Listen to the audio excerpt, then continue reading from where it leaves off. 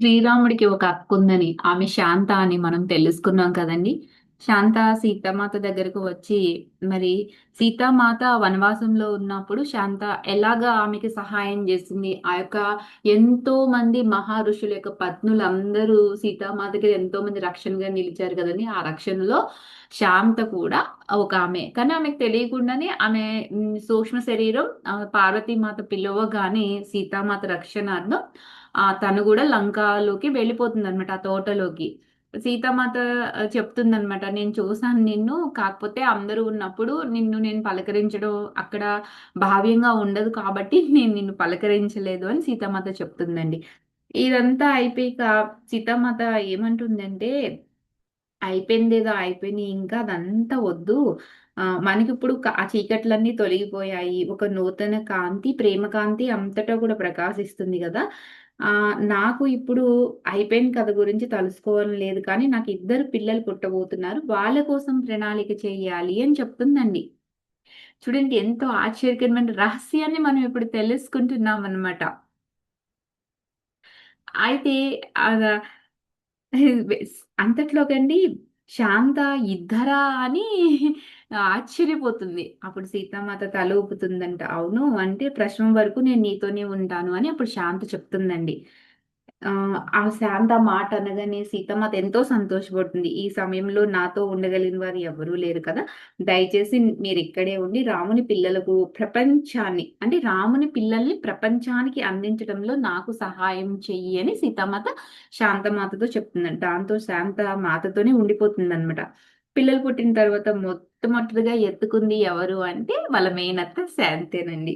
ఆ కాలంలో ఆమె మాతకు ఎంతో ప్రియమైనదో మనకి అర్థమవుతుందండి. వాళ్ళ యొక్క బాండింగ్ చూస్తే అన్నమాట. మాత ఆమెను ఒక అక్కలాగా, ఋషిలాగా కూడా చూసిందంట. సీత తమ 14 సంవత్సరాల వనవాసంలో ఎక్కువ సీతామాత మహిళా ఋషులతోనే గడిపింది గదండీ ఎక్కువ భాగాన్ని.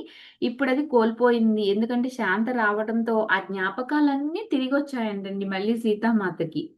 వారిద్దరూ ఎక్కువ సమయం ఏం చేసేవారంటే ధ్యానాల్లో కూర్చోవడము, ఆధ్యాత్మిక చర్చలతోనే గడిపేవారు శాంత అండ్ సీతామాత కూడా. వారు చర్చల్లో ఉండగా కొన్నిసార్లు గంటలు గంటలు గడిచిపోయేవి.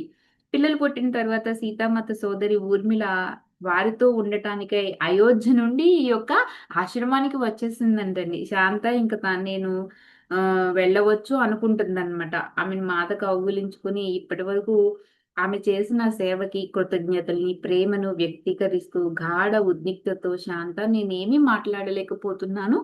నువ్వు వెళ్ళిపోతుంటే ఒక అక్కగా, స్నేహితురాలుగా నువ్విక్కడ ఉండటంతో నేనెంతో ఆశీర్వదించబడ్డాను అని సీతామాత చెప్తుందనమాట. శాంత నిదానంగా బదులిస్తూ నువ్వు ఉండటం వల్లే ఈ ప్రపంచం ఆశీర్వదించబడింది.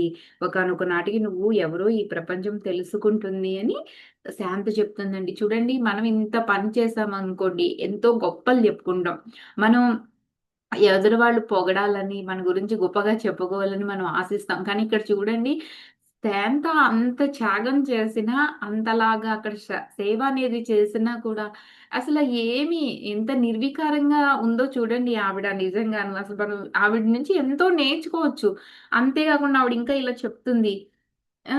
నేను కాదు ఈ ఇక్కడ చెయ్యడం, నువ్వు ఎవరో ఈ ప్రపంచానికి తెలుసుకుంటుంది. అంటే ఈ ప్రపంచం అందరికి సీతామాత అసలెందుకు ఈ జన్మ తీసుకుంది?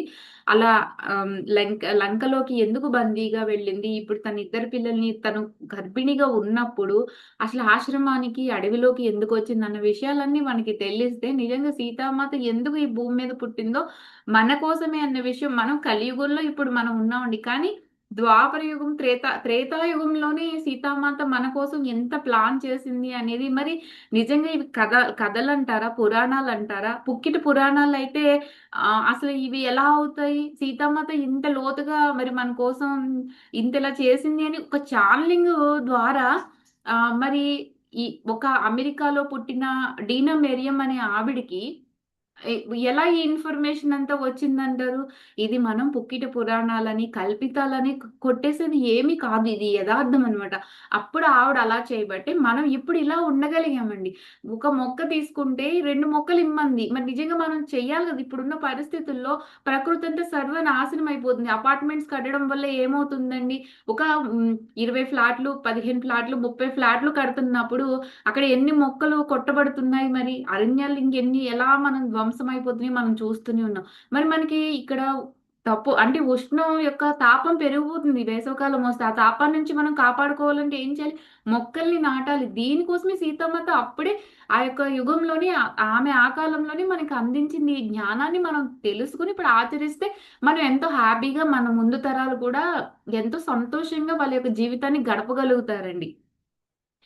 వారిద్దరిని కలిసి నుంచున్న ఆ సన్నివేశం అసలు ఆ సున్నితత్వం విడబడిపోవటానికి కూడా ఇష్టం లేనట్టు కనిపిస్తుందంటండి. సోమకి వాళ్ళిద్దరిని చూస్తుంటే చివరిగా మాత వైపు చూసి శాంత వెనుదిరిగి తన సుదీర్ఘ ప్రయాణం మళ్ళీ మొదలుపెట్టేసిందండి. ఆమె నేనిక్కడే ఉంటానని కట్టుబడి ఏమీ ఉండలేదు. చూసారా అసలు?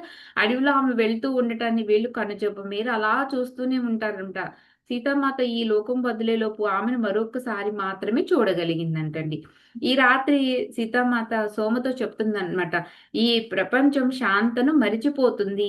ఆమె సోదరులు చర్యలను చిరకాలం గుర్తుంచుకుంటుంది. చూడండి నిజంగా మనకి ఎవరికీ శాంత తెలీదసల. శాంత గురించి తెలిసిన వాళ్ళు చాలా తక్కువ మంది. రామలక్ష్మణుల గురించే తెలుసు. సీతామాత, రామలక్ష్మణులు, ఆంజనేయ స్వామి వీళ్ళ గురించి మనం మాట్లాడతాం గానీ, శాంత గురించి అసలు మాట్లాడతామా? అది అప్పుడే చెప్పింది చూడండి సీతామాత అసల. ఆమె గొప్పతనం ప్రపంచపు దృష్టి పదంలో అసలు పడనే పడదంటండి. నేను ఆమెను జ్ఞాపకం ఉంచుకుని ఆరాధిస్తాను అని చెప్తుంది సీతామాత. ఈ కుటుంబానికి తన ఆధ్యాత్మిక వివేకం ద్వారా ఆమె ఏం చేసిందో ఎప్పటికీ తెలీదంటండి. అంటే ఆమె ఆధ్యాత్మికంగా చేసింది. ఫిజికల్ బాడీతో ఏం చేయలేదు కదా! అందువల్ల. కానీ భవిష్యత్తులోనంట అది ఎన్నో ఆశీస్సులను తెస్తుంది ఈ కుటుంబానికి అని చెప్తుంది. అది నిజమే కదా! మరి సీతామాతకి ఎంత రక్షణగా నిలిచిందండి. ఇప్పుడు తన బిడ్డలకి ఆ యొక్క ఆశ్రమంలో అవసరమైతే అక్కడ ఎంత తోడుగా నిలిచింది నిజంగా శాంత. తరువాత సోమ అంత దూరం శాంత సురక్షితంగా నడిచి వెళ్ళగలదా అని అడుగుతుందండి. ఎందుకంటే ఇది అరణ్యం కదా! సీతామాత నవ్వుతుందంట. ఆమెకి ఎన్నో అద్భుత శక్తులు ఉన్నాయి. ఆమె ఎవరనుకుంటున్నావు? శ్రీరాముడి యొక్క సోదరి అని చెప్తుందండి. అంటే ఆమె సూక్ష్మ రూపంలో వస్తుంది, వెళ్ళిపోతుంది. వాళ్ళు లాస్ట్‌లో ట్రావెల్స్ చేస్తారు గదండీ! మనకు తెలియనిదేముంది.